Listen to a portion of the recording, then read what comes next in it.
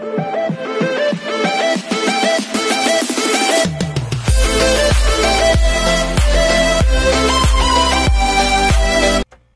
everyone, this is Kito Vlogs, a Filipino reactor based here in Saudi Arabia, and welcome back to my channel. Agad nagawa natin reaction video ang part compilation. Dear, ang dami pala talaga mga edits na hindi pa natin napanood and nagawa ng reaction video. Ito, may mga edits din dito si Madam. Oh. Tingnan na natin to. Ano to? Ay! This is one thing that I really love about her talaga kasi napaka-simple niya talagang tao. Look at that. And then the way she smiled, nahaharap siya sa mga tao. The way siya magbabay. Alam mo, sa mata pala makikita mo, hindi lang basta smile, sa mata pala makikita mo na yung galaw ng mata, the way ka tingnan, yung galaw ng cheeks mo, kung genuine na isang tao sa'yo na masaya siyang makita ka, ramdam na ramdam mo yan. Sa Ilonggo kami, may mga ganyan kami, ang kalasay man sang iya, smile. Kalasay means ang tabang naman ng smile mo, something like that.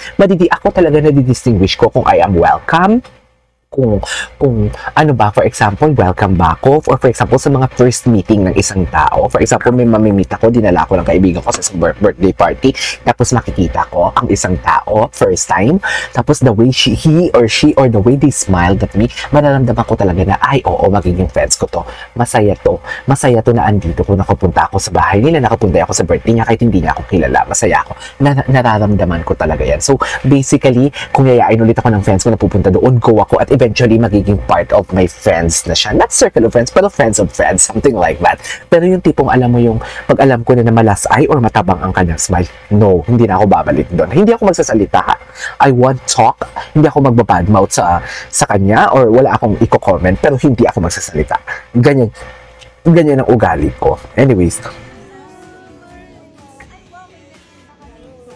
ang ganda ng smile niya kasi dito, tingnan mo. Ayun yung eyebrows niya gumagalaw.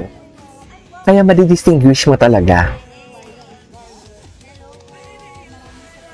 Hello po. Ay, One Direction naman pala. Chares! Oh, napaka-genuine niya talaga. Genuine talaga siya. Thank you po.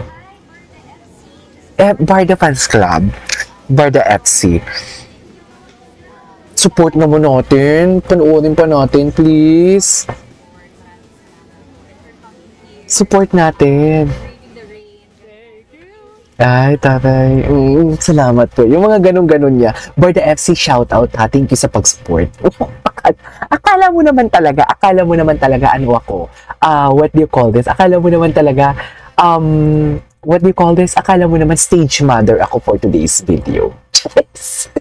Wait lang, marami pa tayong gagawa ng reaction video kasi hindi natin ito natatapos-tapos eh. Iba, si Anashi, tingnan natin yung mga, feeling ko andito yung pinapagawan sa akin ng reaction video ni Anashi. Ito yung gusto ni, wait lang. Proof that David Licauco is leaving Park Say-Roy of Itaewon class. Actually, I'm not familiar. Sige nga. Okay, wait. Remember when David Licauco once said, I try my best, invest everything I earn from showbiz because building wealth isn't about income, it's about how you grow it. Okay, true. Ano tuturuan ko kayo ha? Kung may mga sobra kayong mga money and everything na hindi naman, na alam niyo, kahit 500 lang, magbukas kayo ng MP2 sa Pag-ibig para hindi niyo magastos. Yan, wala yung 20% tax. Hindi yan itatax. Wala yan. So, 5 years nakalaki yung money nyo, pera ninyo. Ako pag may sobra, ako dun talaga. Oh, yeah. Pag may sobra, ako dun talaga dapat. Kahit butal pa yan, kahit sabihin mo 300 pesos, at least mag-grow yan. Yan yung maganda. Wala lang, share ko lang. Wait lang. And then, from acting to actions, David's business journey started in showbiz 2017, started in business 2019. So, he started showbiz 2017, tapos 2020. Kailan yung MKI? Kailan yung Mercury Ibarra? 2021, 2022 lang siya na yung tipong alam mo yung nag-flourish talaga. Now, an entertainment and with earnings up to 50 million a year. Wow. Wow. This is he believes in building something bigger than himself, even from scratch. So, wait, from reckless to calculated risk. I used to be game type of a guy, but now I study the market first. Actually, ganyan din ako pag may binibili something. Kailangan ko ba to? Kailangan ba natin to? Kikita ba ako dito? Mga ganon. Anyways, wait, showbiz is unpredictable, you never know when it ends. Actually, even being a content creator, napaka-unpredictable. Minsan malaki views namin, minsan maliit views namin. Kaya unpredictable talaga siya. Gwapo ni David. And then, owns Kuya Korea in several branches. Also ventured into construction. Ito talaga, dito talaga siya yung tipong magbubog. Construction. Day!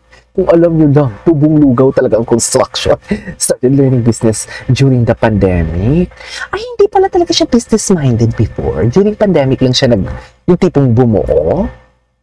Wait, I used to everything myself. Now I'm learning to delegate. Great leaders build great teams, just like Parksay. Sino ba si Parksay Roy? Okay, what can I do? How can I make this crisis become an opportunity for me? Grabe, no? Imagine, pandemic, ang mindset ko dati wala na, tapos na. Tapos na ang Saudi ko. Kasi na-stuck ako sa Pilipinas, nagbakasyon ako February, March pandemic na agad, na-stuck ako for a year. So sabi ko, wala na, tapos na yung Saudi ko. I'm at the projects almost every day. Taray. Every day talaga, almost. Number 1, I will pay awareness. Okay, mahaba. Oh, so that is the story to tell of ay, ito hindi pa natin ito napanood. Panoorin na natin to. Wait, review ba to? Ay, ano ba to? Tawang-tawa talaga ako dito. Tawang-tawa talaga ako sa kanya. Wait, I think there is a review. I think so.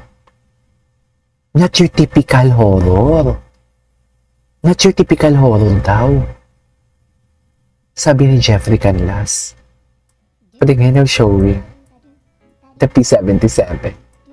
JC Alcantara. Ang cutie. Ang cutie nito. Ay, si Gina Alajaro. Ay, Gina Palermo. Ay, ano ba? Gina...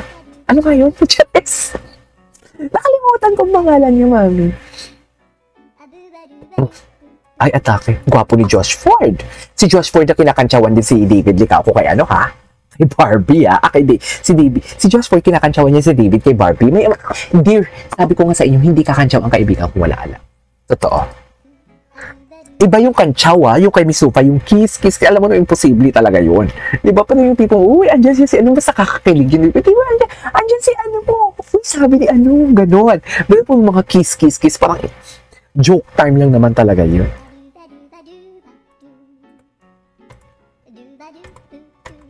Anyways. Ay, hindi ko ito napanood. Birthday ni Barbie Fortesa. Laki ng bicep ni Sam. Laki ng bicep ni Sam. Softer. Chips.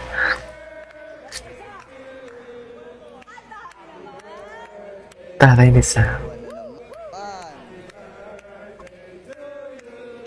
Atake si Sam dito.